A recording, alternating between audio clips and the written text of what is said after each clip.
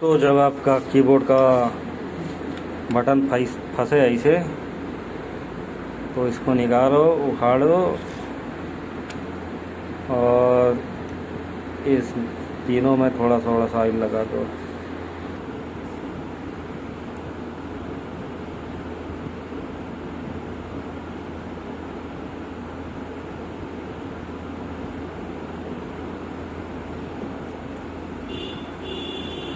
अब इसको जहाँ से निकाले थे वहाँ ठोक दो। कैसे नहीं है तो कैश कहाँ से दूंगा भाई।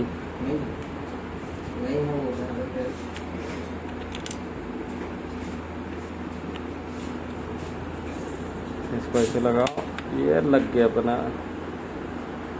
तो इसी तरह से चलाओ। अब देखो नहीं फंस रहा है ये। ऐसे दबने पर ये फंस जाता था, अब नहीं फंस रहा है, एकदम ज़बरदस्त काम कर रहा है, फंस नहीं रहा है।